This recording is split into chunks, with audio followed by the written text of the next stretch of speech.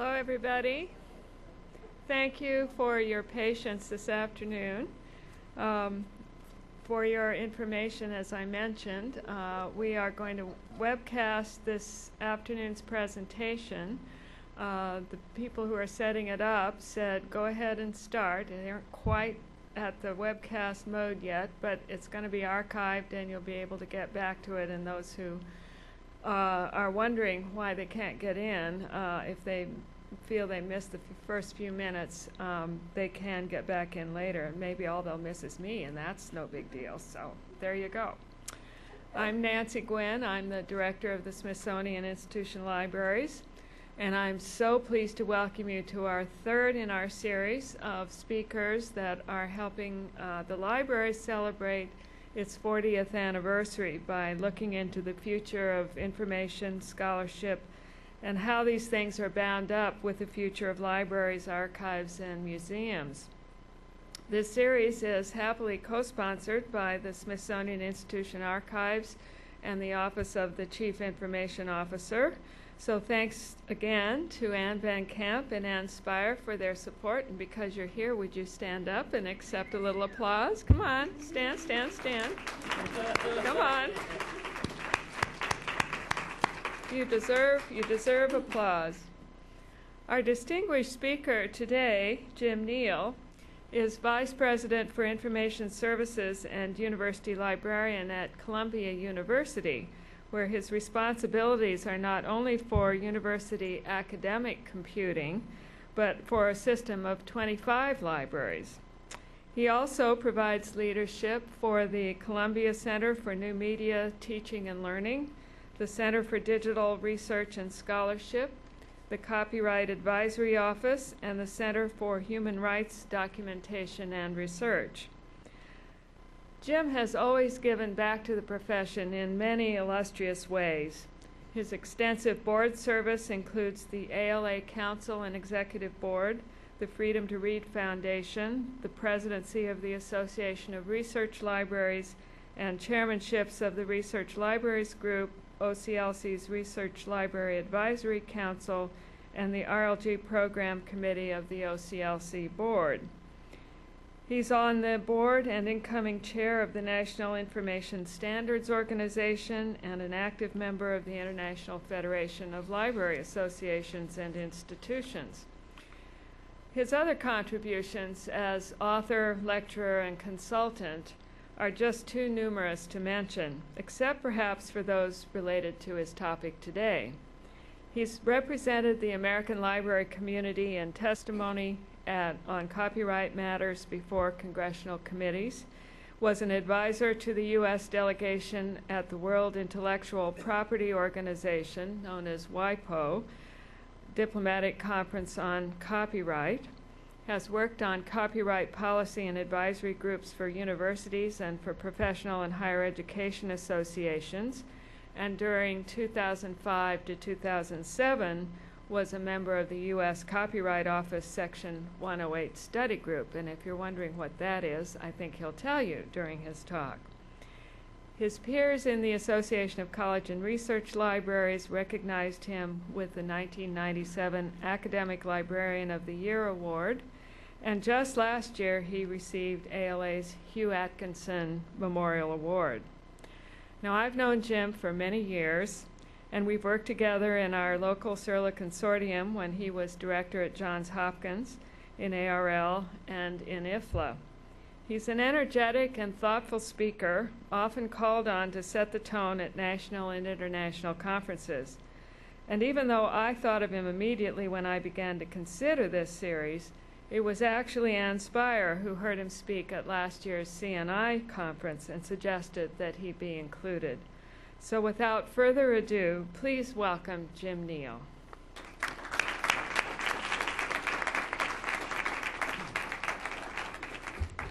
Good afternoon.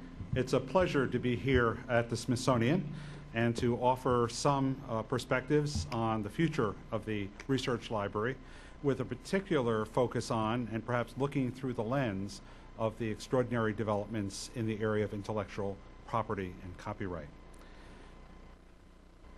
I went to Columbia University in the fall of 2001, And after I got there, I agreed with the Alumni Association to give a series of talks around the Mid-Atlantic region to different alumni groups to educate them and excite them about the libraries as we moved into our fundraising campaign. Well, that winter, that January, I found myself driving down from New York to Philadelphia to speak to the Philadelphia Area Club. It was a snowy evening, but I found my way into the city, found the hotel, parked the car, walked into the hotel, found the room, set up very much like this one, actually. My talk was to begin at 8 o'clock, but by 8:15, there was only one other person in the room. I suggested to him that I should proceed with my presentation, and he agreed. I was showing slides that night, and I asked if he would run the projector as I spoke. And I gave my talk. I thought it was a pretty good talk that night. Asked him if there were any questions. He said no, he had no questions. So I sat down briefly in the front row and said, well, I got to get out of here. Got a long ride back to New York on the turnpike, and I've got meetings in New York. He says, no, you're not leaving. You're going to stay. So I said, no, I have to go. I did my talk, and I'm glad you enjoyed it, and I've got a terrible ride, and I'm going back. He says, no, you're going to stay. I said, you don't get it. I've got to get out of here. He says, no, you're the one who doesn't get it. I'm the second speaker.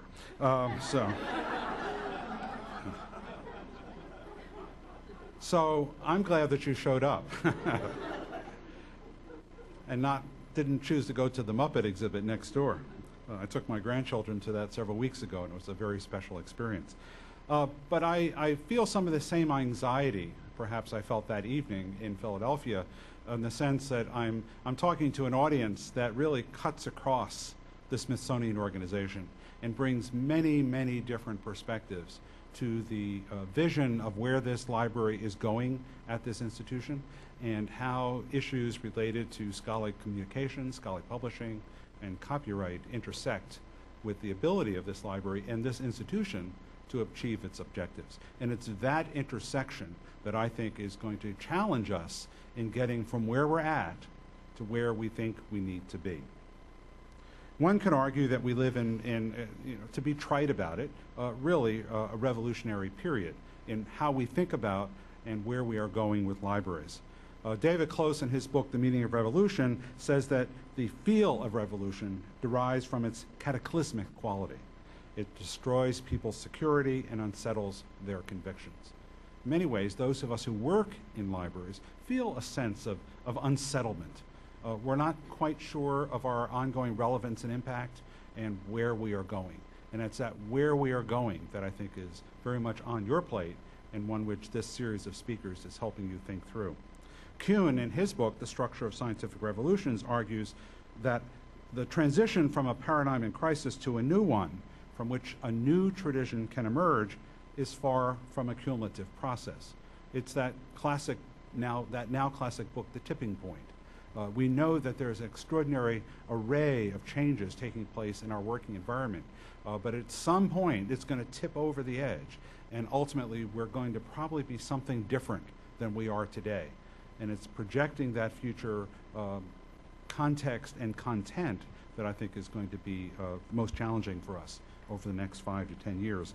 And it was Marx's theory of epistemology, in which he argues that ideas do not exist on their own. They only have relevance when they are translated into action. He makes a very important distinction between quantitative change and qualitative change. That we know, for example, a pot of water, the temperature over a flame, the temperature is going up and up, and only when it reaches a particular point, a critical point, the boiling point, when that liquid changes to gas. That transformation is what Marx called revolution. And in many ways, it's that bubbling, if you will, in our larger context that is driving a lot of our thinking. A good friend of mine, he was the CEO of OCLC, gave me one of the best definitions I ever have heard of the word trends.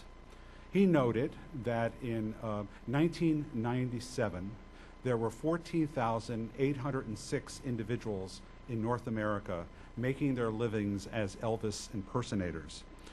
By 2007, that number had increased to 46,508. And if that trend continues, by the year 2017, 1 out of 3 people in this room will be working. Well, I think that we have an extraordinary array of trends, and each of us, in looking at the environment in which we're working, can tease out obvious things that we think are going to have an impact going forward. Obvious things. Everyone has access to a personal computer.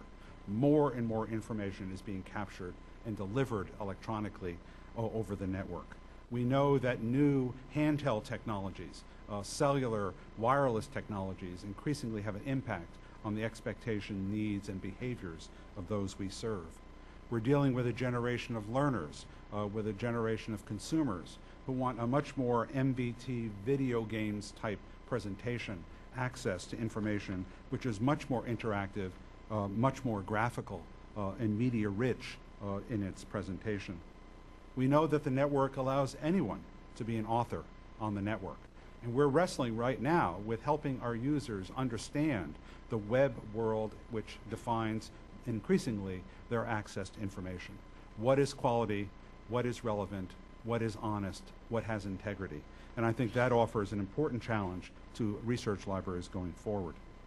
If I can go to the bank and take $200 out all by myself, if I can scan my groceries at the supermarket, if I, as I did this morning, I can get my train ticket out of a machine, I bring that same self-service ATM expectation and philosophy to all of my interactions. And I think we need to think far more aggressively about how our users want to access and use information in this self-service type of environment. We're also facing an issue where I see information not so much viewed as a public good, but increasingly viewed as a commodity to be sought, to be bought, to be sold, to be owned. And I think in many ways our view within the library and research community is around this issue of the public domain, fair use, and open access to information.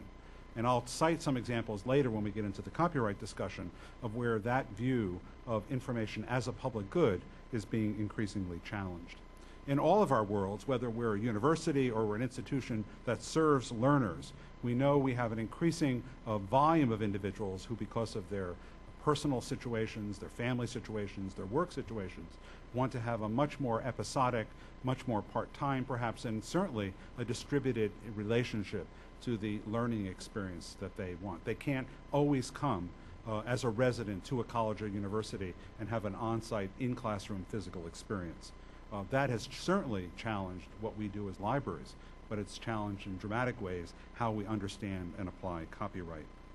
We have users who are entering our libraries, perhaps entering our museums, who, based on their experience with video games, with their experience with the internet, with their experience with all kinds of interesting technologies, bring those expectations into our information environments. And they expect us to do and behave in the same way that they're experiencing things in these other environments.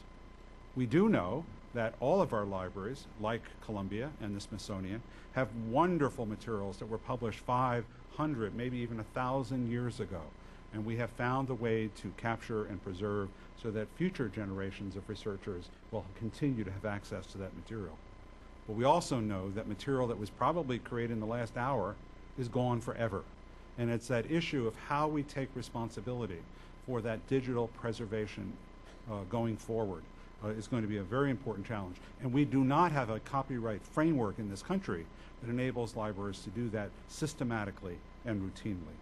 Certainly, we're dealing with a condition of mutability, of constant change, of hybrid structures and approaches that we need to understand how to support them more effectively. Our users work largely in a peer-to-peer environment. Very often that gets my students in trouble because they're downloading music and downloading videos. And then the legal notices come and their families have to negotiate a settlement. But we need to understand how peer-to-peer learning and research relationships are coloring the way the people we serve behave and what they expect us to provide. We also know that we're expected to apply pretty systematic and enhanced firewalls and security and authentication protection to the information that we've been entrusted with. Publishers are imposing very rigorous standards across the board in terms of how we provide access to the information that we've purchased and licensed. We also cannot think of information as on its own. Information, I think, going forward will be only defined in relationship to other information. It's as basic as the connectivity, the linking that takes place in a digital work. But certainly people's ability to navigate across the information environments that we create, both within our institutions and outside our institutions, will be an expectation.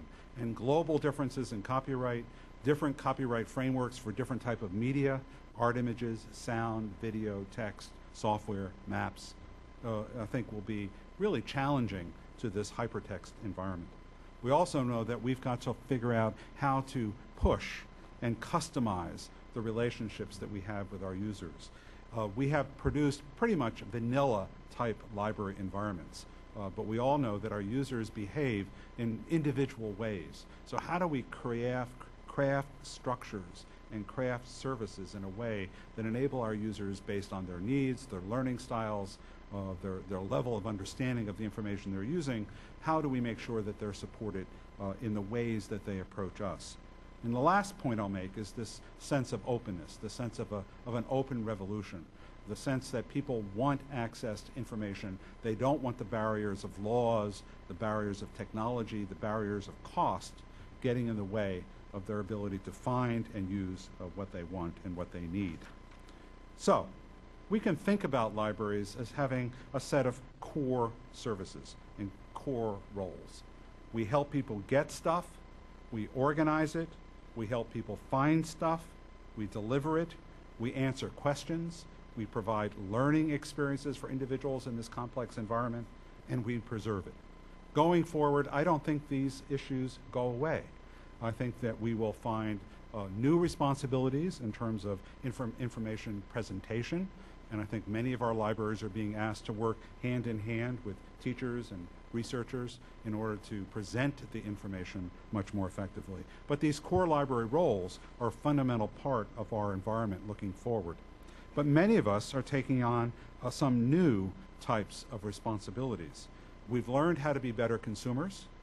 We've learned how to negotiate better and more effectively for the communities that we serve in terms of bringing into play more information at cheaper price and under better terms. And we've done that more and more together, that is, groups of libraries as part of consortiums pulling that off. We're also learning how to organize access to information on behalf of the communities that we serve. We're learning how to be that aggregator of what is of quality and relevance on the web, so that our users are not inundated with lots of information that is not really valuable to them. So how do we endorse or verify that the information is useful to the communities that we serve? Some of us have taken on new, innovative electronic scholarly publishing roles. It's as simple as the digital library collections that we're creating. It's as complex as publishing with our faculty, with our researchers, new journals and new electronic monographs. We're looking beyond the traditional sort of bibliographic instruction role that we've played within our communities, teaching people how to find information, and looking more widely about educating our user communities about the complex information environments in which they're working. My users at Columbia face what I call poverty of abundance. They have far, far more information than they can effectively utilize. So how do I raise that so that it enriches their teaching and learning, their scholarly experience?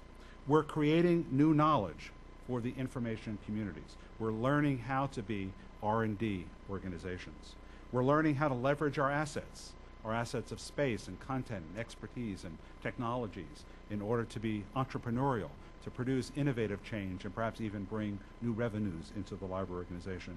And we're also becoming pretty aggressive and successful as policy advocates, really representing the public interest, if you will, in the national and global information policy debates.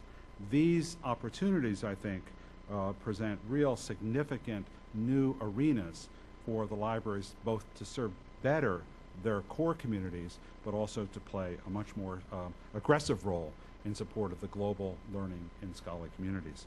So we know, for example, that as we think about these trends and as we think about these roles and responsibilities, we've got to sort of reconceptualize what is a research library.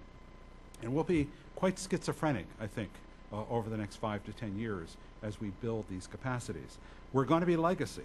We're going to be responsible for centuries of societal records in all formats, and we can't unburden ourselves of that legacy because that's a societal function and role that we play.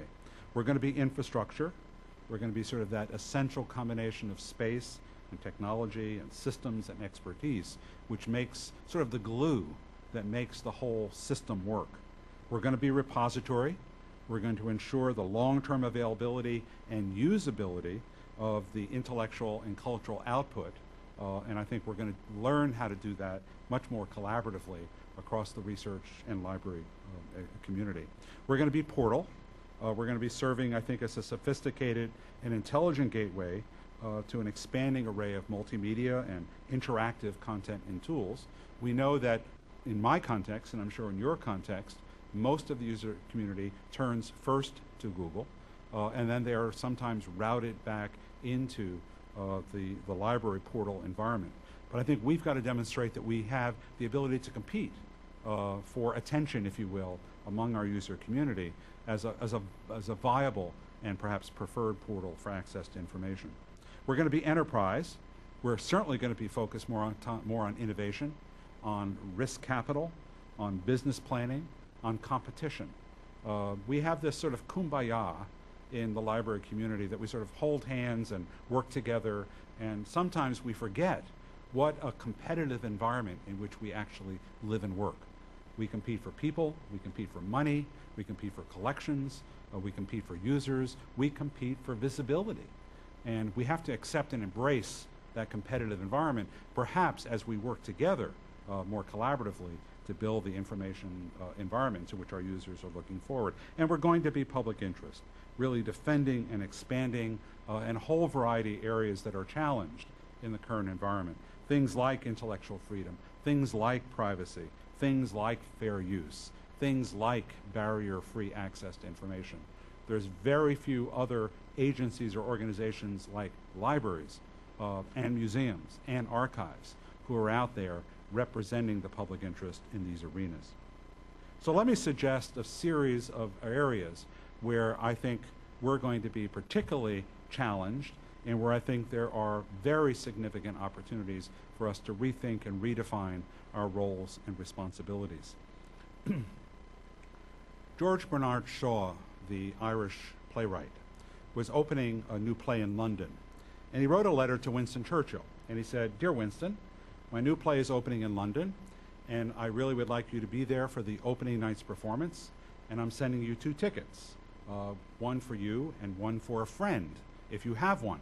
Well, Churchill quickly replied, he said, "Mr. Shaw, unfortunately, I'm not going to be able to attend the opening night's performance of your play.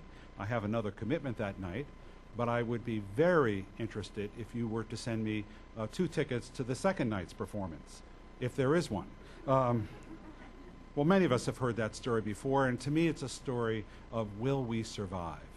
Will we continue to have some steady and perhaps expanding relevance and impact in the communities that we serve? I will argue that these series of points that I'm now going to make are very, very much testimonials, if you will, to our ability to sustain and grow that relevance and impact. So we're going to build digital libraries. We're going to hopefully recognize that quality going forward does not just equal content. Quality equals content plus functionality. It's not just getting the stuff, but enabling my ability to use it and apply it well. And it's that use and application where we sometimes end up in some murky copyright waters. But we're all licensing huge amounts of published content. We're converting materials from our special collections, our archives, manuscript, and rare book collections, and making those available as digital content. Some of us are beginning to look at how we can capture and archive large quantities of material on the open web, and we're doing this illegally because there's not a policy framework in our copyright law to support that. Some of us have taken on roles for institutional repositories, gathering the intellectual output of our own communities, very often the gray literature, the working papers, the student publications, the conference proceedings. What we do know that this content is increasingly multimedia. We know that it's integrated with services, things like GIS, things like text analysis, things like statistical data tools, and we know that we've got to have software built into those working environments. This is the type of digital library commitment that I think libraries like Columbia and the Smithsonian need to make going forward. But building content in the absence of also taking a concomitant responsibility for preserving and archiving that content, I think is essential. We need to understand that it's a repository role, that we cannot preserve what we don't have. And very often when we think about library collections going forward, we think in terms of preserving what we have, but we can't preserve what we don't have. And that's why the collection development programs of libraries, both for electronic content and for traditional print content, continue to need to be supported, because the world produces expanding amounts of analog-based information. We need to make sure that once we've got it, that it is persistent, that access is enabled over time. It is secure, it's not going to be lost, and that there is an ongoing stewardship responsibility. Particularly for digital information, once we've got it, we simply can't lock it off somewhere. We've got to recognize that technology migration and refreshment, particularly on the tools and software side, is absolutely fundamental. It's just not enough to store the content. People need to continue to be able to use that content. And so we've learned somewhat how to do this in an analog world. We're learning somewhat how to do it going forward as we convert analog to digital. What we haven't really thought through well enough, in my view, is how we deal with born digital information and preserving not just the content, but the integrity of that information. The ability for manipulation, for changing, for erasing, for expanding the presentation of information is we're so vulnerable in terms of preserving the information as it was created. And we all know after the events of the last decade that preserving for disasters is something that we all need to give serious attention to. The library community, the museum community, the archives community, I think, have a fundamental responsibility to help us work with our researchers to rethink, if you will, to transform the way scholarly communication takes place. Why do our scholars, why do the researchers here at the Smithsonian, why do the faculty at Columbia publish so much? Well, it's the way they communicate. It's their fundamental way to reach out to peers around the world. It's part of the research culture in which they've been raised. It's what they do. It's part of the way their ideas get preserved. It's their form of prestige and recognition. And as we rethink scholarly communication going forward, we cannot step aside from those motivators, those urges to publish. Any new framework that we create that doesn't take recognition of those, I think, will ultimately fail. The library, archives, and manuscript museum community have been like a Greek chorus standing on the side of the stage over the last 30 years. We've been screaming at the Academy, it costs too much, it takes too long, you give too much away, you don't care about this problem. Well, we went through the library crisis, the serials crisis, and now I think we've ultimately reached the stage where the larger academic community, the larger research community, museum directors, provosts and presidents, faculty members themselves are thinking and talking about where we are going. There are lots of roots of dysfunction in this environment. I could probably go within 5 miles of this museum, and I could find hundreds of places where I could buy a hamburger, and I can decide how much I want to pay and what I want on top of it and how well I want it done, and all the things that would define my choice as a consumer. But much of what we buy, there is a single source, and we don't have a lot of room for alternatives or negotiation. And it's sort of that dysfunctional marketplace which I think has driven a lot of these issues. So we are going to have to be much more focused on what we want to accomplish as we think about the way scholars will work in the future. Will the print journal survive? Probably not beyond the next 5 years. Will the scholarly monograph, the extended argument as we've come to know it, the book, survive? Yes, but can we afford it? We're finding a tremendous drop-off in the purchase of books, not only by individuals, but by libraries. And whether the marketplace will continue to enable my researchers and your researchers without significant financial intervention, subvention, to be able to publish their work, I think is a real critical issue. We need to take control of the repository environment. We know that more and more scholars are depositing their work on disciplinary sites. We used to think about the physics archive as sort of one of the extraordinary ways in which scholars were sort of many, many, many months, if not years, ahead of the published work. But now we can multiply that by hundreds, if not thousands, of disciplinary groups around the world that are pausing their research papers for communication with the published work coming out many years later. Institutional repositories are being created, capturing the output of our own organizations. Consortiums are coming together, multiple institutions, multiple research labs, building coordinated approaches. Departments and schools are putting up their own sites, their own vanity, if you will, repositories. Everyone's putting their own stuff on their own repository, their own website. So individual faculty and individual researchers. Community repositories in the public library sense, where public libraries are working with individuals who are having, wanting their work to be exposed. National repositories, some of the Scandinavian countries and Australia, which have mandated that any research produced in those countries needs to be put up on the national repositories. Government repositories, like the National Institutes of Health and the PubMed Central. Publisher repositories, what we in fact license and acquire. So what's the right one? What's the one that's going to survive? Which is the one that gets linked? Which is the one that gets referenced in future research? This is a very tough environment in terms of reputation and integrity. And I think the library community has a very important role to play here. All of this is bundled up in the rhetoric of openness. Just think about the things we talk about. Open source, open standards, and you can read the list. In the scholarly communication environments, there's sort of this open access mantra that has increasingly defined what we in the library, museum, and archives community have been trying to advance.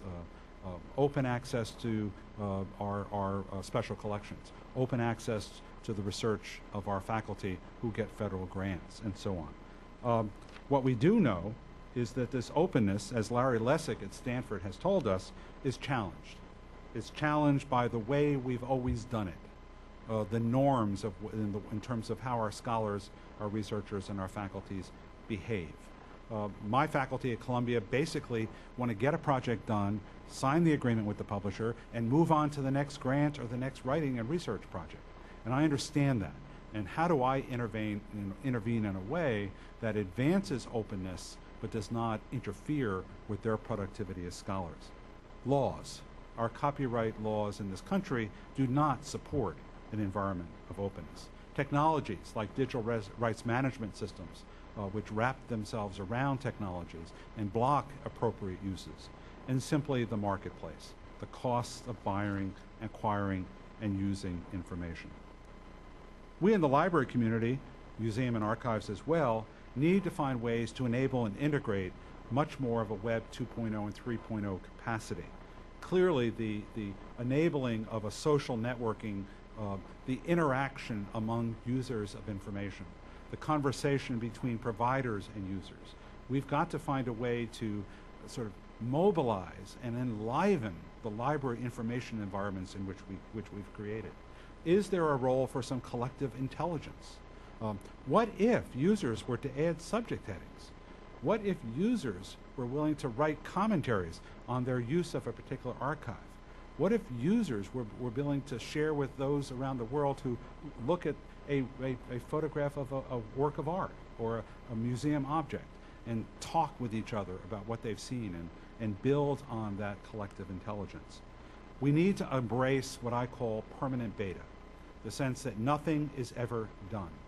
Everything looking forward is a work in progress. That's tough for me, and it's tough for us who work in a library environment. I already mentioned that authorship revolution, and I think this is all part of that sort of inspiration that people feel to share their intellectual thoughts and to communicate those to others around the world. We also need to think of as software not as a product, as we think of as historically, but in many ways as a service, as a way for people to get things done. And I think as we begin to look out to 3.0, how sort of artificial intelligence and web systems, expert systems, begin to come into play in those environments. Where do we, as information professionals, begin to step aside in favor of machines that take over some of the work that we historically have done in servicing our users? This has spawned a lot of debate around Library 2.0. The notion that putting up a system and expecting it to live and work for 5 and 10 years, like many of our library management systems, is something we have to sort of let go. That's just not the way things are going to work. It's part, I think, of our professional maturation, the self-confidence we feel about the information environments, but there's a tension. Many of us were raised in a very different environment where this stability is really giving away to what I called earlier mutability. Means that we are diversifying in many ways our roles and our relationships.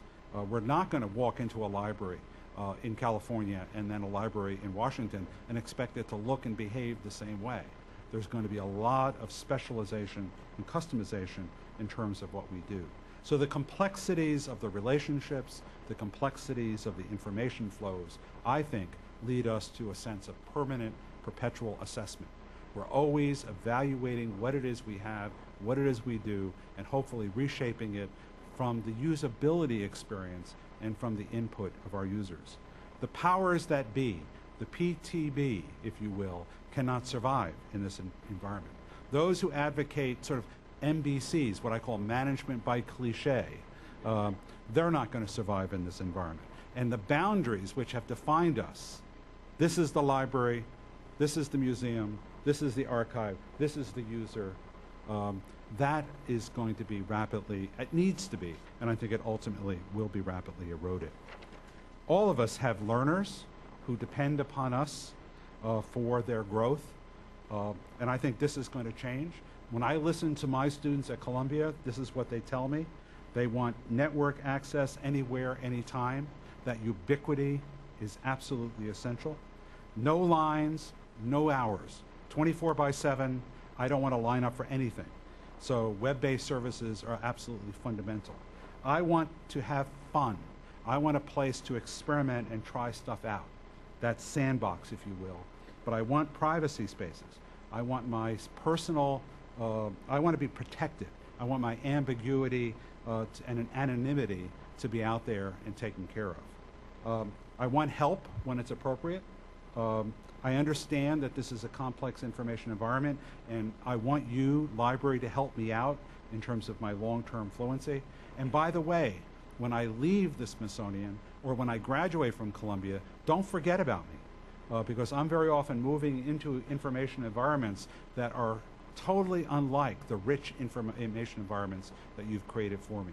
So find a way to keep me tethered and supported and serviced. We're learning somewhat how to do that. Our researchers also tell us a lot. I don't know how you would compare this list to the research community at the Smithsonian, but this is what I hear, and I'm not going to read this one.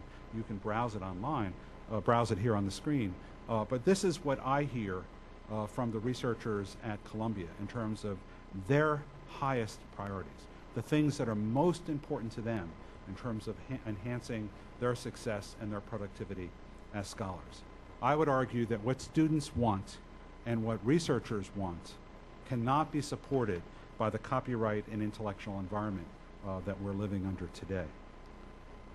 One of the things I know that you're thinking about aggressively here at the Smithsonian, and which we also are at Columbia, is how do we support the needs of big science? We know that our scientists build massive data sets. Much of it is unstructured data. They want new tools for extraction, for distribution, for collaboration.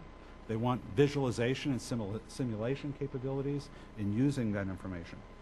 The question is, can we as a broader community build the technologies, can we build the standards and the capacities to support this new science? I think we have to talk about how we add value to this environment. Charles Kuralt, the late newscaster, once noted that thanks to the interstate highway system in the United States, I can travel from Washington to San Francisco and see absolutely nothing.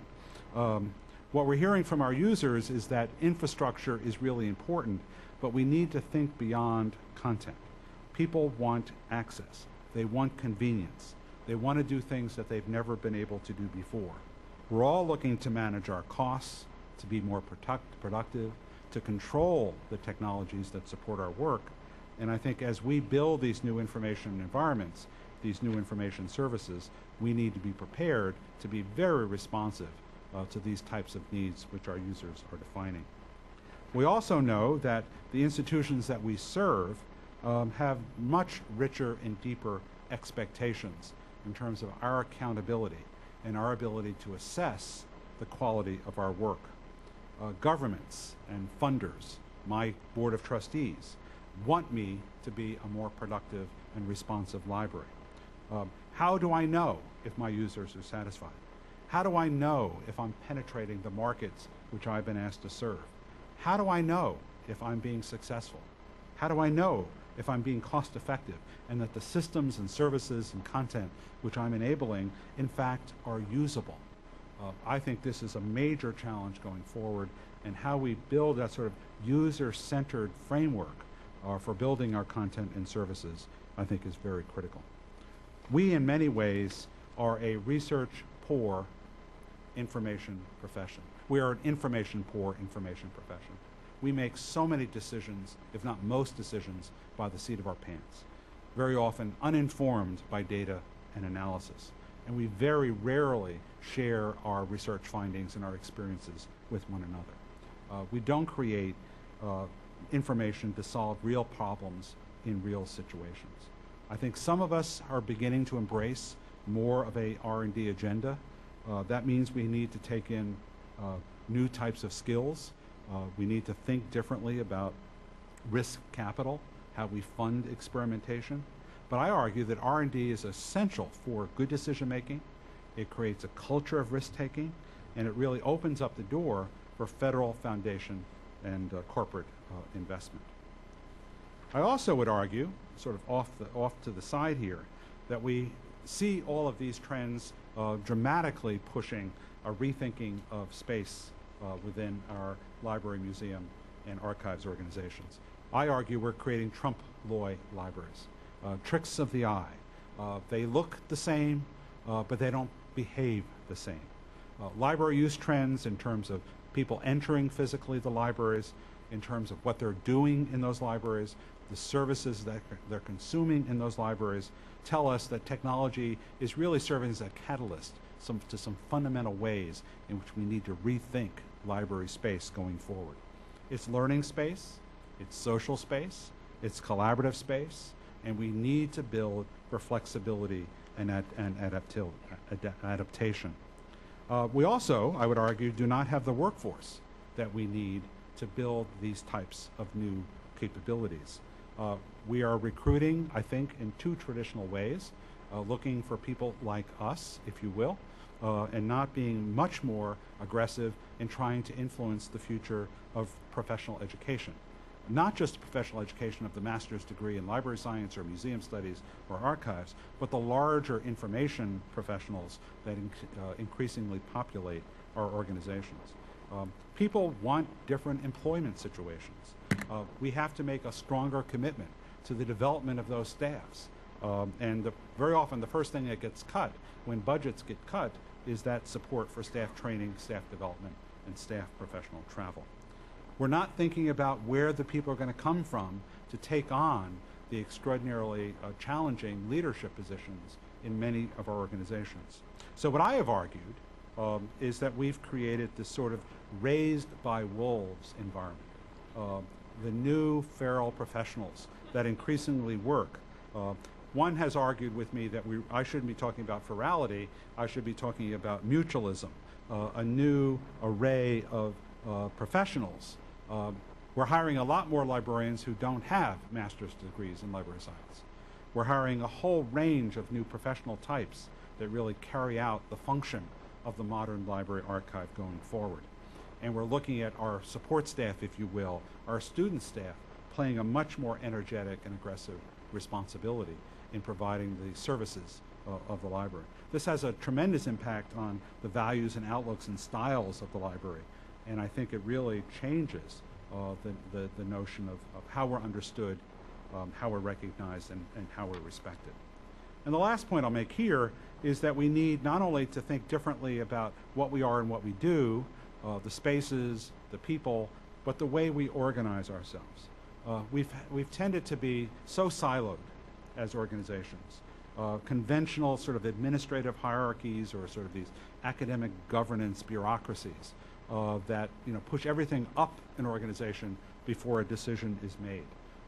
Can we conceive of an organizational model which may have a centralized planning and resource allocation system, but a lot of loosely coupled academic structures, and what I argue is the need for more sort of maverick units, entrepreneurial enterprises which sit around the organization.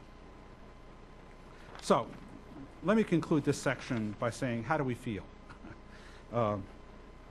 I think there's an anxiety in many ways. Marshall McLuhan said our age of anxiety is in great part the result of trying to do today's jobs with yesterday's tools. I feel like that all the time in the library, that we're not keeping up and that our users know more than we do, particularly with technology.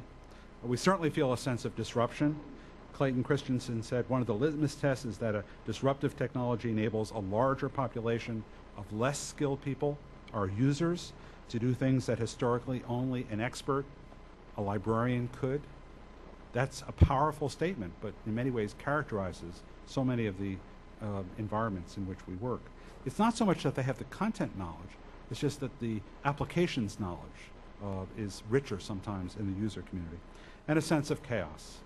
What Henry Adams said, chaos often breeds life when order breeds habit. So I would prefer an organization that's full of life, that is chaotic, if you will, going forward. So let's make a brief transition here. The last thing that I think I will cite today is sort of a major responsibility and role for the library, archive, and museum going forward is this whole information policy agenda. The array, diversity of areas in which we have an interest and where we've had to develop an expertise in order to represent our users, the public interest, in the debates in our state capitals, in Washington, in Geneva, ultimately touch all of these areas. And the one I'd like to focus on today is the fighting of the copyright wars. Copyright is one of those topics, I call it a MIGO topic. My eyes glaze over. So I'm going to move through it quickly because I don't want your eyes to glaze over. But I think you need to have some basics. Copyright is an exclusive right. It means those who own the copyright have certain things that only they can do. They can reproduce stuff, they can distribute it, they can adapt it, they can perform it, they can display it publicly. Only the owner of the copyright can do that, unless you've paid for it or unless they've given you permission. In this country, we have been blessed with a broad exemption called fair use. This is Section 107 of the U.S. copyright law. And what the courts have said is that there are certain things that educational and scholarly and research and private study things that can go on without payment and without permission.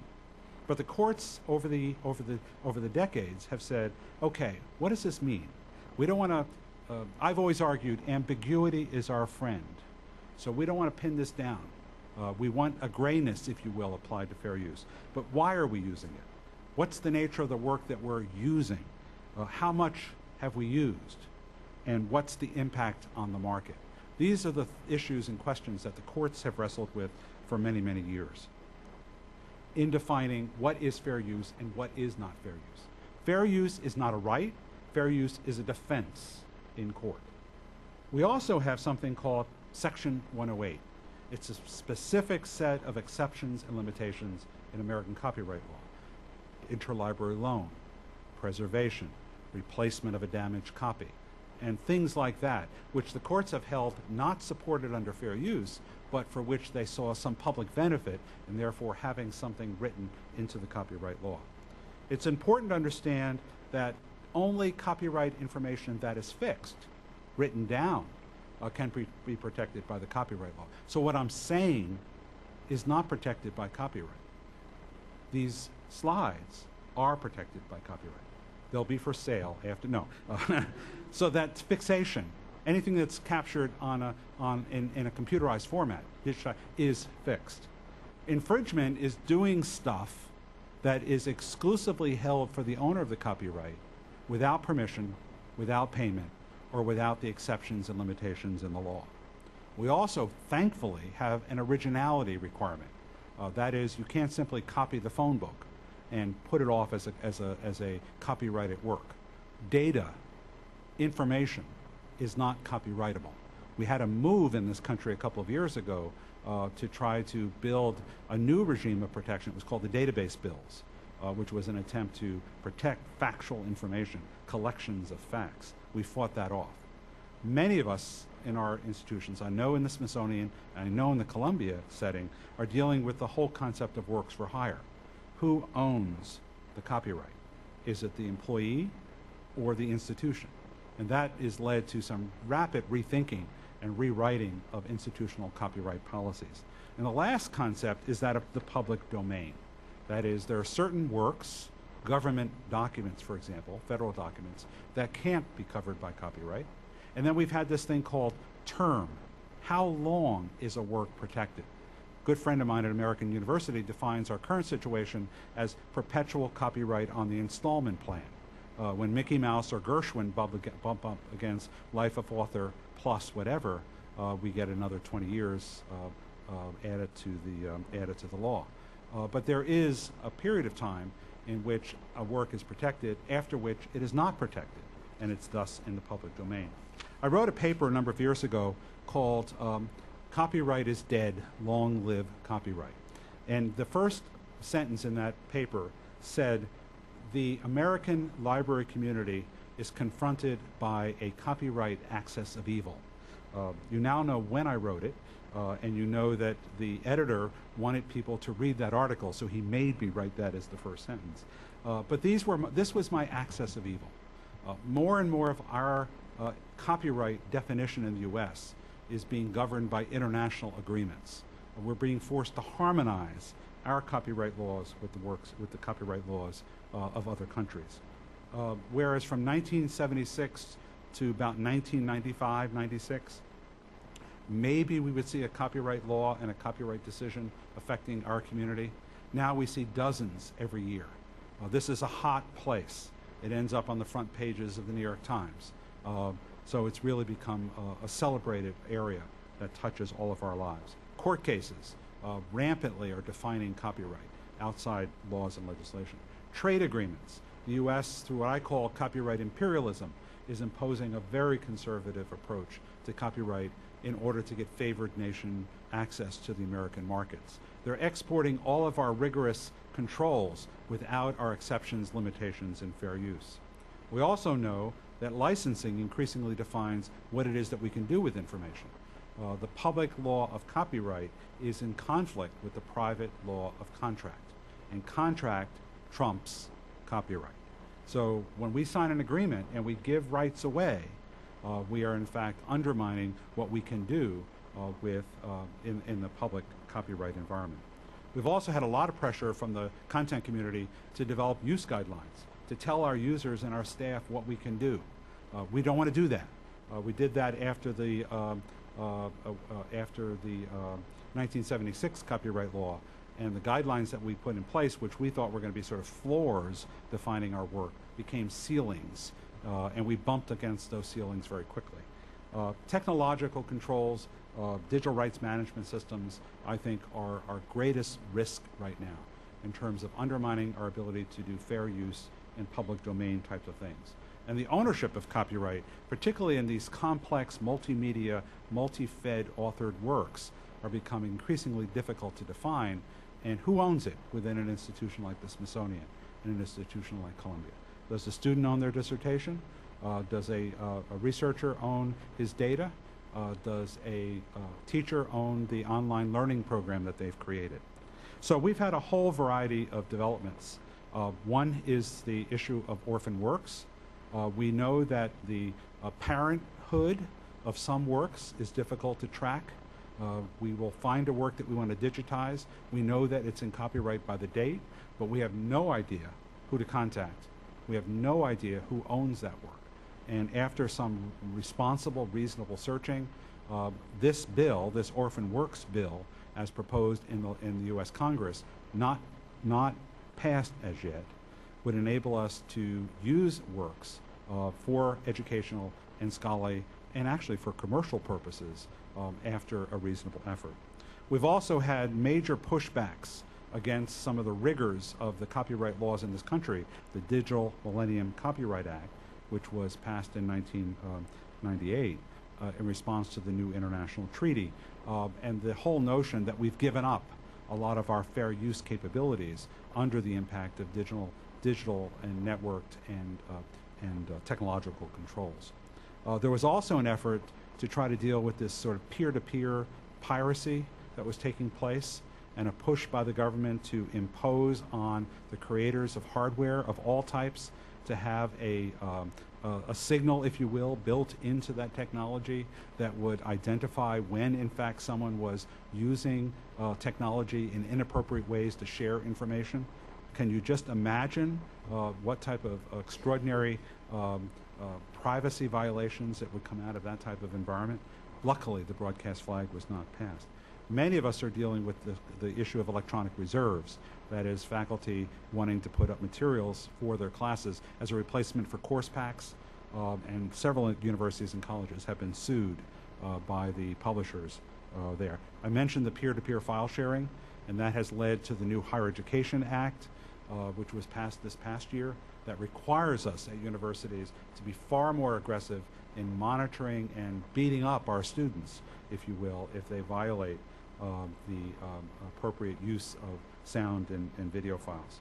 We know that NIH, as the first federal funding agency that has required its grantees to deposit their research papers on the PubMed Central database, we anticipate that other federal funding agencies may step forward once the new Congress is in place. So this whole notion of open access, citizen access, taxpayer access to government-funded research.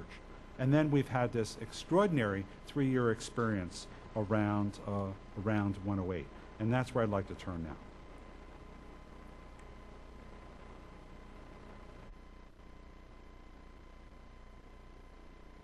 Research, but also helping our researchers, scholars, and students understand how to manage their own intellectual property. Author rights has been one of the central themes that they've come up with. So I think it's very important to see the possibilities around an alternative or a complement, if you will, to the work of the University Council or the Corporate Council. So in the library community, we have argued that we need to be very knowledgeable. We need to keep up with these copyright developments. We need to advocate through political action for the public interest. We need to be active in our state capitals, in our governments, Washington and international. Educating our users about what their abilities are under copyright, helping them to understand that they have responsibility not to abuse copyright. So it's a two-way street. We want to educate them around what they can do, but also keep them out of trouble. We had a lot of changes in our copyright law, and we basically have not been able to go forward to the government and document what the impact of these changes. And therefore, we can't expect to influence the legislative and executive process unless we can show that our users are being hurt. Our licenses tend to be written in a way now that do not serve our communities well. We're all being challenged, I think, to learn how to negotiate effectively and learn how to say no, to revise those contracts and agreements. And we also, I think, need to continue to promote these new open approaches to scholarly communication and the sharing of educational and creative works. So the last thing I want to talk about is the Section 108 group. The Section 108 group was set up about 3 years ago by the Librarian of Congress. I want to talk about what it is, what we set out to do, and what we came up with, because I think this is perhaps the most alive element, if you will, of the debates nationally and internationally around copyright, having an impact on our thinking about libraries, archives, and museums going forward. That's Section 108 in our copyright law. It allows us to do certain things which might be otherwise unauthorized without permission and without payment.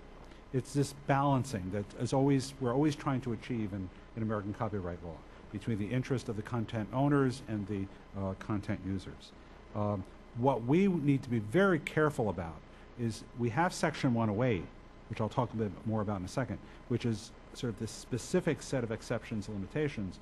We need to be sure that as Section 108 is rethought, 107, fair use, is absolutely protected, because it's our user-friendly, ambiguous environment in which we've learned how to do a lot of things without permission and without payment.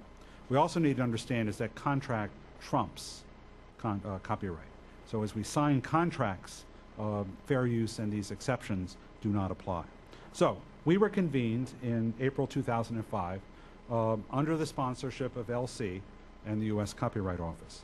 We wanted to see how Section 108, put in the law in 1976, needed to be reviewed and updated to reflect the digital technologies which were defining the work of libraries and archives. There are a lot of ambiguities in 108, and we were expected to submit our findings by early 2007. Well, our report was not submitted until early 2008. We, in fact, worked for 3 years, and the we is this group of people. People from across the content community, Walt Disney, Elsevier, Universal Music, University Presses, and then people from the museum community, the library community, the archives community. So we all sort of locked ourselves once a month for 3 years in a room for 2 or 3 days and knocked ourselves out trying to figure out how Section 108 could be put in place. We did meet for 2 years, we met for 3 years. We got a lot of investigations, white papers that were developed, research papers on the complex issues that we were working with. We brought lots of experts in to inform us and educate us. We held roundtables, 3 of them around the United States, all-day meetings where anyone who wanted to show up could come in and give testimonies. And we had written input from thousands and thousands of people across the United States. So the input, both in terms of writing and in terms of presentation, was critical. This really fits in an interesting way into American copyright law. As our duplication and photocopying equipment got richer and more productive, we ultimately ended up in the late 1960s, early 1970s, with the publishers sort of freaking out that suddenly we were taking sales away from them through our use of photocopy equipment. And it was the Williams and Wilkins case that basically said, no, no, no, no, you can't do this anymore. This is not an appropriate exception, fair use. So we were able, that is the library community, was able to get written into the Copyright Act of 1976, Section 108, which built a series of important exceptions and limitations. The Digital Millennium Copyright Act, the Sonny Bono Copyright Term Extension Act really did not improve 108. So Section 108 basically says who can take advantage of these specific exceptions and limitations. Well, it's libraries and archives. That's it, libraries and archives. And you can't do it if you have commercial interest. And you have to have a building in order to demonstrate that you are a library. So there are a lot of things that are in the law that says who can do it. But it's the way we preserve information. It's the way we replace copies that are lost, stolen, damaged. It's enables us for users to come in our library and make photocopy, to make digitized copies. It really what supports our interlibrary loan services. And it makes a very important distinction between published works and unpublished works, the materials that sit in many of our archives and manuscript collections.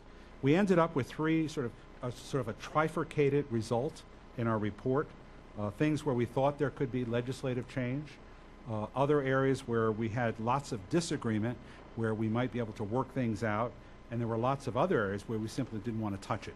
Because remember, there were 20 people representing this commercial and user community interest around the table. Well, we could agree that museums should be covered by 108. We did agree that libraries increasingly are outsourcing their work, preservation work, document delivery work, digitization work. So outsourcing should be covered under 108.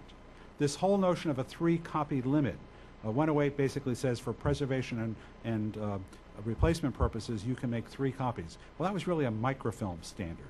And we know with digital and network technologies, the number of copies is really an irrelevant concept. So we want to set that aside. We also know that digital technologies for replacement purposes are fragile from the point of creation. Digital technologies, by definition, are fragile. So we got the word fragility by agreement into the change. It also says if you want to make a replacement copy, you have to check the market to find out if there is a new, unused copy available at a reasonable price. Well, the development of the out-of-print market, the used book market, enabled us to put the call for a used copy or a licensed copy as a replacement copy. And then the whole notion of lending a digital copy was endorsed. Now, every time I talk about this, I always say, but the details. You know, this was agreed to at a pretty high conceptual level. But when we really get down to it, it's going to be really tough.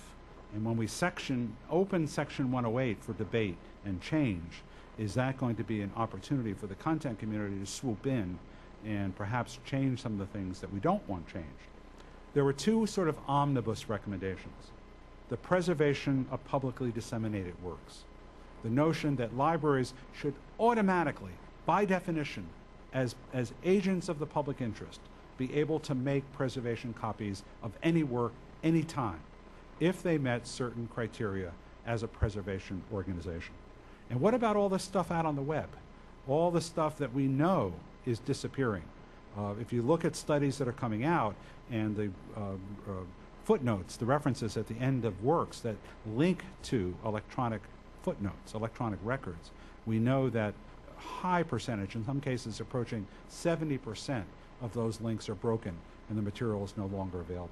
The whole scholarly framework suddenly could fall apart, not only in terms of that issue of integrity that I mentioned earlier, what's the right version, but the simple disappearance of documents on the web. We also had this whole notion of people coming into libraries with digital cameras and their own personal photocopy equipment, and would libraries be vulnerable for that? We could not reach agreement on the use of digital technologies for interlibrary loan and document delivery. I said, well, get with it, publishers. I mean, this is basically how we work in the interlibrary loan document delivery environment. Well, we know that, but we're not going to put it into the law because we don't think you should be doing it. The other interesting thing about 108 is that it excludes graphical and audiovisual for our ability to do interlibrary loan, copies for users, to make copies for users. Not our ability to lend them, to send a film from one library to another, but the whole notion of making copies for users. They would have nothing to do with it. And remember, Universal Music and Walt Disney were at the table. Then were things that we tried, but there could be absolutely no agreement. They would not listen to the concept of virtual libraries and archives. This was basically an unwillingness to endorse and support the Internet Archive itself. This was a tough area. We also got into a debate whether license and contract should be subservient to copyright law. And of course, they would have nothing to do with that. We talked about our ability as libraries, archives, and museums, and our users to circumvent technological controls, to use it for fair use, to use it for access to public domain information, to modify the digital millennium. They would have nothing to do with that. They didn't want any coverage, nor did we, to be honest, of electronic course reserves. We basically want to do it under fair use. They don't want to acknowledge that it has any legality whatsoever. We had some interesting debates because, again, pre-1972 sound recordings in the US are also excluded. So we had stuff that we agreed on, but the details, stuff that we thought maybe we could get through with a lot of more work, but a whole bunch of stuff that we said we're not willing to come to the table with any type of recommendation. So Jim Billington has it. The Copyright Office has taken over. I predict they will hold a whole series of new roundtables and public comment after the elections in the fall. We may see some legislative proposals starting as early as next year. Obviously, there'll be congressional hearings and we'll need to come to the table. There'll be an extraordinary political process. We know that this is hardball. This is going to be very tough to affect the type of changes that serve our community. Once the changes are implemented in the law, how do we implement them in our libraries, archives, and hopefully museums? And it's in those details that I think ultimately we're going to be challenged. So in conclusion, I lived through that 108 process for 3 years. And in many ways, it was a testimonial to those types of trends and developments that I mentioned earlier. And it was also an interesting experience in the context of our efforts over the last 20 to 30 years in libraries and archives to effect a friendlier, if you will, copyright law in the United States. I question whether we were bold enough. Did we really miss that opportunity to rethink what is an exception? What is the purpose of an exception? Somehow it was viewed, I felt that we were sort of, here, you can take some of these. We don't want to give these to you, but, you know, all right, you can take them. It's like it was grudgingly being given away, if you will, by the content owners, as opposed to the needs of our user communities. Did we really retreat very quickly into what I called impotent models and structures? It was very comfortable to be sort of in these disagreeing camps. It was always interesting, before the meetings were held, 2 or 3 day meetings, we were warned never to get together as separate groups, but we did. And so we'd end up at some Washington area, Midtown Washington area restaurant, the library, archives, and museum people. And then laughingly, the content people would come into the same restaurant. It was a shame, shame, shame, but here we were sort of preparing ourselves to deal with the process and politics that ultimately became our focus. Some have argued maybe we should have just never gone to the table. You know, let 108 live as it is. Make it work for us. And there was a risk in bringing 108 to the legislative table. And then I also question whether we're ready for that sort of offensive, that hardball that's going to be required in the legislative and legal process to really protect and advance the interests of our users. I recall Emerson when he said, sometimes a scream is better than a thesis. The 108 study group report is in many ways a thesis. And now that I've been relieved of my inability to talk about, it, in many ways, I'm offering you a scream. Chekhov once said, if a lot of cures are suggested for a disease, it means that the disease is incurable. There are countless recommendations in the 108 study group report. And maybe what we outed in this process is the fact that the American copyright legal infrastructure is somewhat incurable at this point. Will Rogers once said, every war has been preceded by a peace conference. That is what always starts the new war. So if we look at the 108 study group process as a peace conference, we can anticipate that as we move forward, the new copyright wars will be engaged. And the last thing that I've been saying, because I really think it defines our future as libraries, archives, and museums, is that fair use is not civil disobedience. Civil disobedience is not necessarily a bad thing. I sort of embrace it. But it is not breaking the law. Fair use is something that we enjoy in this country in the public interest, and something that we need to really preserve at all costs as the legal and legislative process moves forward. So let me conclude with one more story. Albert Einstein, when he came to the United States, would never go around the United States by plane. He always traveled by train. And one day, he was on such a trip, sitting in a seat, and the young man came around to collect the tickets. And suddenly, Einstein started digging in his pockets, and the young man realizes who this is. He says, oh no, Dr. Einstein, don't worry, don't worry. You don't need to find your ticket. Don't worry, don't worry. But Einstein persisted, and he's crawling on the floor, and he's lifting up his seat. And again, the young man says, Dr. Einstein, please, please, you don't need to do this. You don't need to find your ticket. Einstein stands up, whirls around, looks the young man in the eye, says, young man, it is no longer a matter of whether I can find my ticket. It's a matter of where I am going. And so what I've tried to do today is hopefully raise some issues that you as the Smithsonian can think about, in terms of defining where you were going, and to, when appropriate, to filter that future look, that future thinking, through the lens of the extraordinary copyright environment in which we're operating, as we prepare perhaps for a very, very challenging legal and legislative framework as we face the recommendations coming out of the 108 study group process moving into Congress. So thank you for the opportunity. Maybe we have time for a few questions.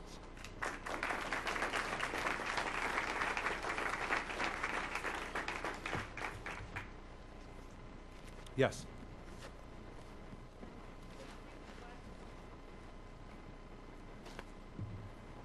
Be a little bit shorter. My name is Samira Mekdessian, and I'm an information services librarian at the American University of Beirut in Beirut, Lebanon. And I just happened to be here, and by chance I got wind that you're going to be speaking. So I'm also a graduate of Columbia University ages ago. The library school? Well, it's dead now. It's dead now, that's right. Yes. You've covered a lot of ground, of course, which I don't think at the university where I'm working on we'll be able to reach. We're not even at the stage of copyright or anything like that. We're discussing it only.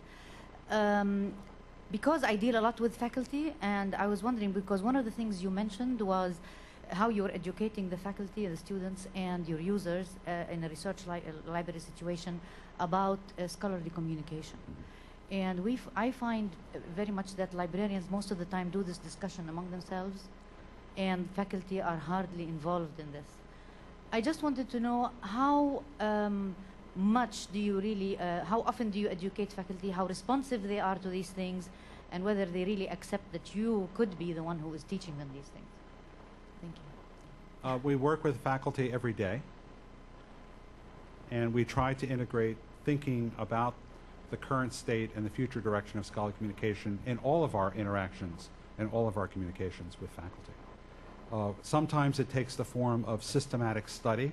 So for example, a couple of years ago, 2 years ago, we went out and we met with 40 different academic departments at the university, the faculty in those academic departments, to try to learn about the diversity of interests across disciplines and across subdisciplines.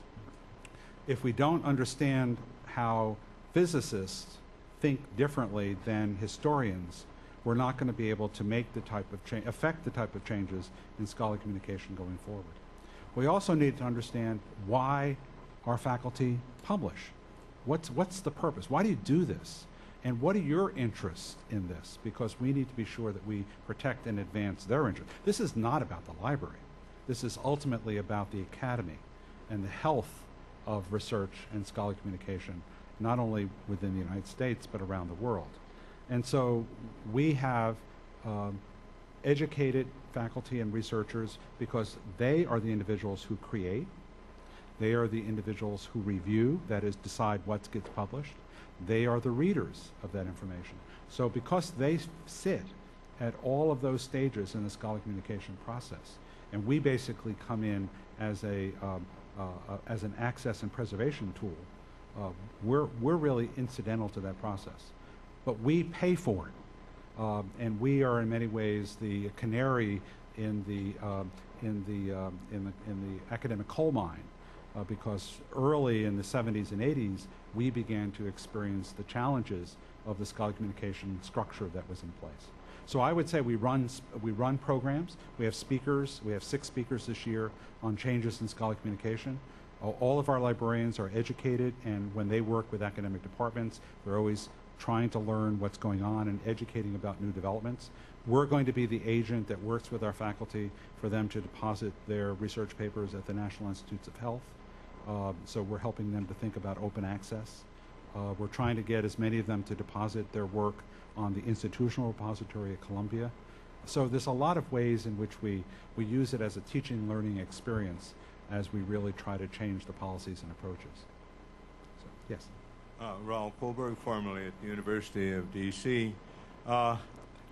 It's been reported that human beings are not that different species-wise from lots of other primates that were 90+% the same. But within the library trade, there's very considerable speciation.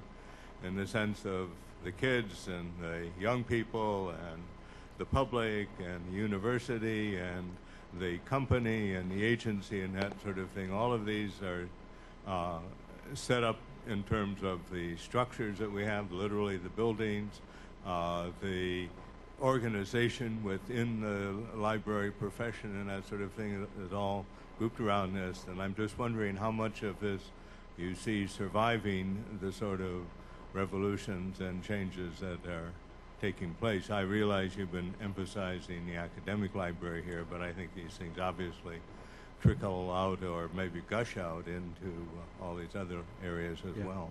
Well, what I tried to focus on today was what I would call the research library, because I wanted to find some real commonality across what you're experiencing here at the Smithsonian and what I'm experiencing at Columbia. Obviously, there are some nuances and some important differences, but I think everything that we are as library and everything that we are as librarian is on the table. I really believe it is. I think those core responsibilities and roles, sort of the get, the organize, the deliver, the enable, the archive, remember that slide.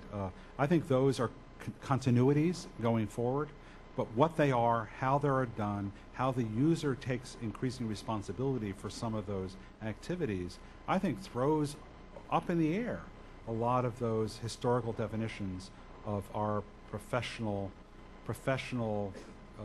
involvement in the research, by extension, teaching and learning environments. 70% of my professional staff at Columbia is not librarians. Now, that's pretty extraordinary. I mean, when I started as a library director back in 1989, it was probably 90% of my professional staff was librarians.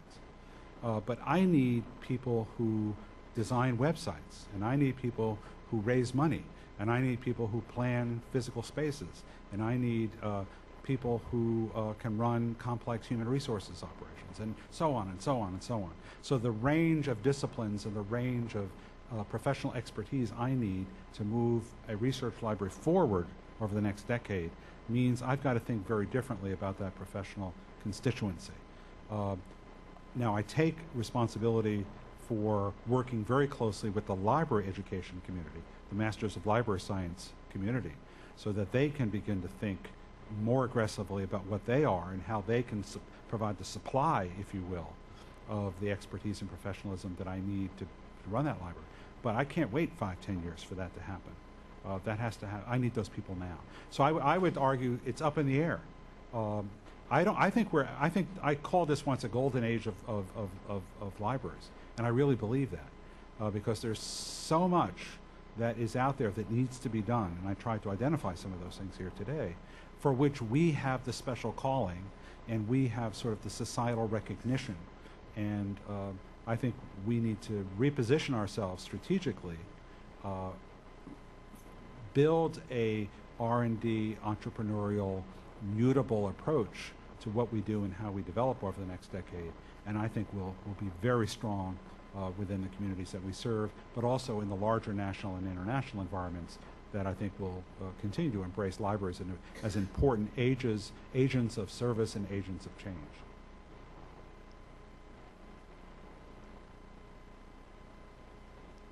Uh-oh.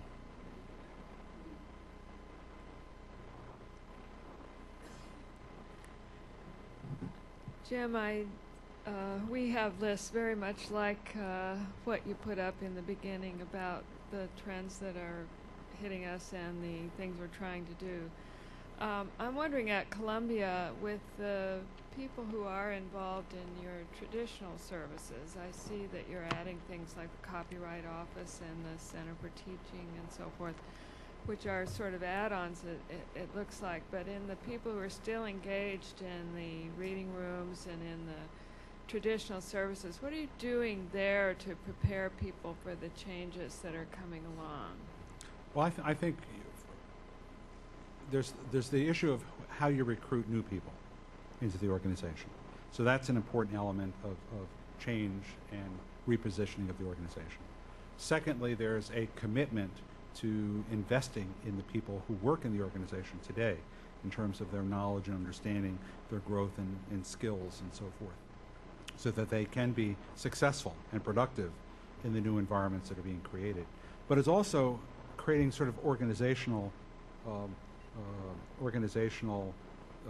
approaches that don't simply take these new types of activities and layer them on top of the organization, but integrate them into the organization, so that there's opportunities for the librarians who have historically developed the collections, provided the reference service, and done the BI, the bibliographic instruction, where they see the teaching and learning environments that are being created as an opportunity to be in the classroom, in the course, on the course website, really being a fundamental service, an integral part of that teaching and learning experience. So extending in a very dramatic way how they participate in the classroom experience. Now, that classroom experience is not just the 2 or 3 days a week that class meets.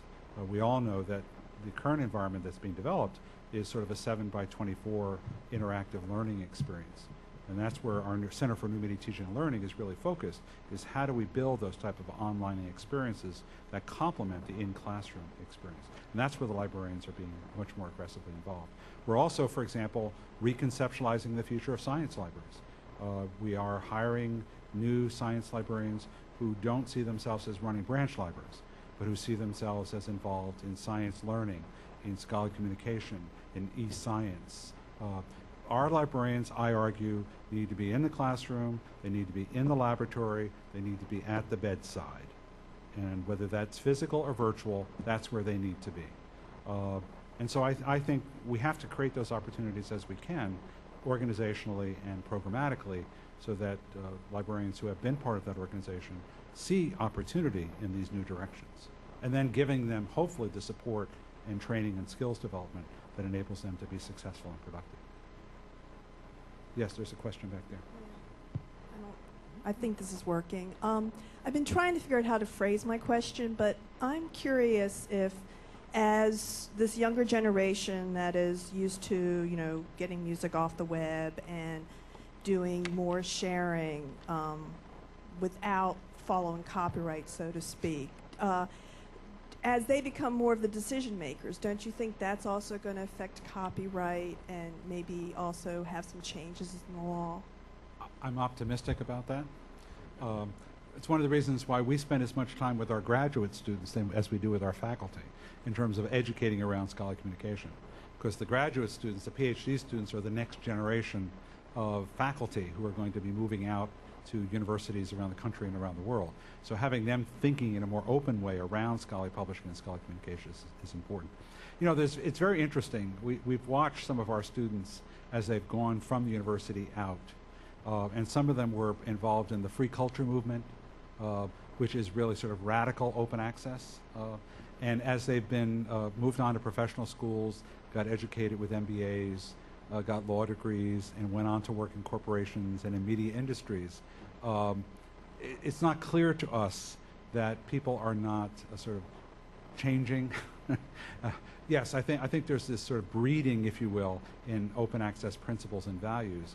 But very often we find them getting out, sort of hitting the street and supporting their employers as opposed to, but I think ultimately they will influence some of those approaches. Now remember, in this country, the framework for copyright is, it's an economic framework. It's really based on common law, British common law. Unlike the rest of the world that has sort of a moral rights framework. That is, an author always has what they call a paternal relationship to what they've created. In this country, it's a piece of property that you can give away, whereas an author in France or Latin America and Asia always has a link to their cultural, intellectual property. So I would say that as we become more globalized, that perhaps could have a greater impact long term in beginning to look at sort of user rights and moral rights becoming more as a counterpoint to the common law economic basis of American copyright law. So, but we'll see. I'm optimistic. Yes? About 2 or 3 years ago, Google entered into an arrangement with certain university libraries. We're one of them.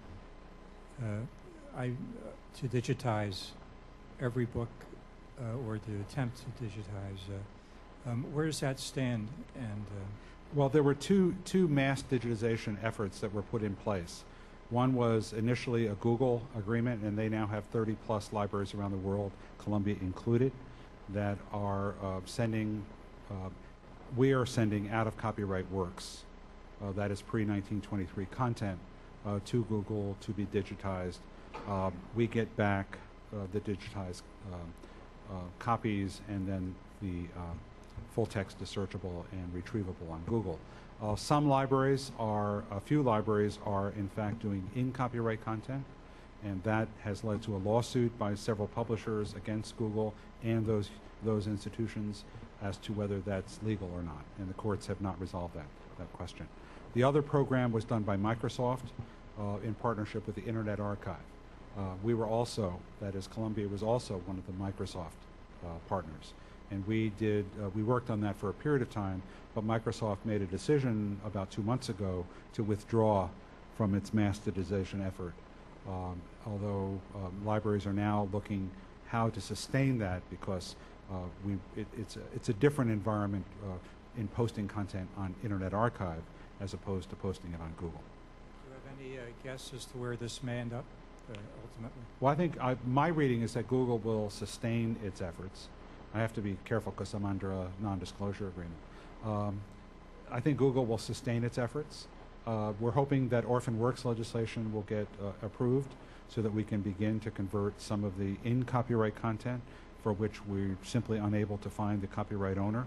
We're also working very hard with OCLC to develop a reputable database of information around the re-registration of copyrighted works, because works published prior to 1964 that were not re-registered may be eligible to be digitized without penalty. So there's a lot of strategies at work. We also are beginning to see major efforts internationally. So Google has signed up a number of libraries outside the United States, but more importantly, several national libraries are building major mass digitization efforts for the output, the published output from their country. So we've got complementary projects taking place all over the world. Outside the country, do we have any jurisdiction to prevent them from making those copies in this country? Well, those are most likely, they're drawing them from the libraries in that country, and they tend to be the language of that country. So they're being governed by that country's copyright law, not by U.S. copyright law. Well, copyright pretty much exists in the countries where that digitization work is taking place. Yes. I'm Tom Bauer. I'm from the Museum of American History, and I was wondering, looking forward to the hardball situation that's coming up, are the intellectual associations, the College Art Association, the Visual Resources Association, coming together as part of a larger group that can speak as one voice, or is it still going to be a number of very well-meaning but individual units trying to forge our side of the story? I would say that the broader community of associations is not coming together, but there is a very important organization called the Copyright Alliance. This is the major library associations in the U.S. Who have co-invested in legal counsel, and there is an office in Washington that they co-support. So it's given the library community, and I think it's 5 or 6 major library organizations, sort of a dedicated group of individuals who are working on our behalf in the legal and legislative environments, and because we individually probably couldn't afford it. And that's why I think it's also important for organizations to build in-house copyright capacity, because those individuals are frequently called on by this group, this Copyright Alliance, to provide testimonies about local experiences. So I think we have to get ready. Several years ago, you may recall the concept UCITA, the Uniform Computer Information and Technology Act. Well, this was an effort under the Universal Commercial Code to impose legal and expanded legality of click-through and shrink-wrap licenses. It was really done, it had to be done on a state-by-state basis because of the nature of the commercial code in this country. And so Virginia was the first state to pass it. And then it went to Maryland. And I happened to be in Maryland at that point, working at Johns Hopkins. And I spent about 4 weeks in Annapolis lobbying. And the governor wanted it, and the chambers of the legislature wanted it. And I would say if the vote had been taken, we probably would have had a unanimous vote in favor of UCETA, because the governor wanted it. And we started a lobbying effort in Maryland to work against UCETA. And the governor basically told the public librarians and the university librarians in the state, public universities, that if you come to Annapolis to fight this bill, you have to worry about your funding for next year. So that's what I mean by hardball. There were a couple of us in Annapolis during that period. I would say there were 300 to 400 lobbyists for the content industry that were living in Annapolis during that same period. We only lost by a couple votes when ultimately it was passed. But it showed to me what advocacy and education can do. Now, it never passed anywhere else. So we were probably the last bulwark against UCETA in Maryland. So. There was a question over here.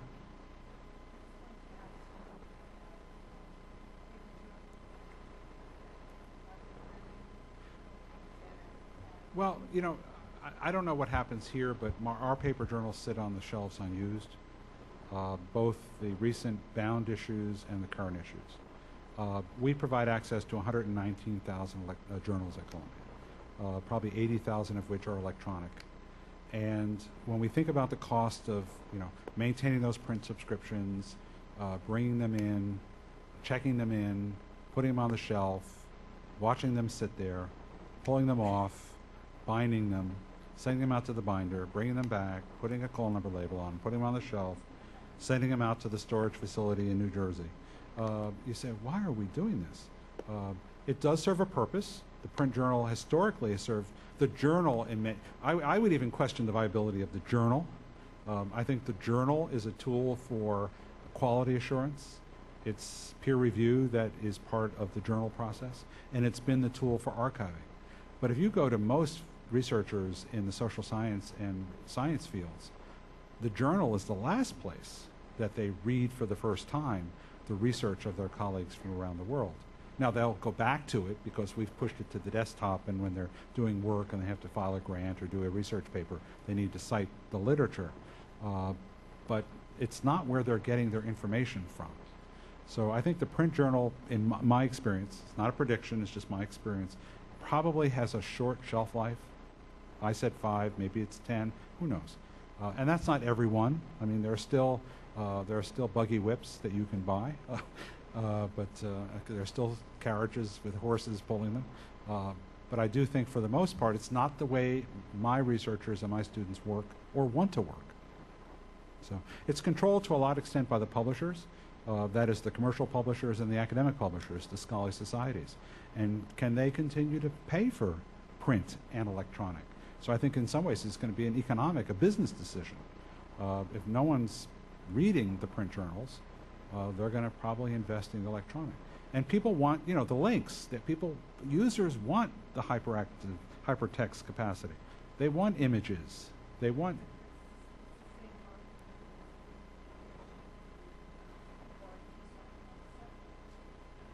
Well, War and Peace is a long work. Research papers, you know, are 5 to 20 pages.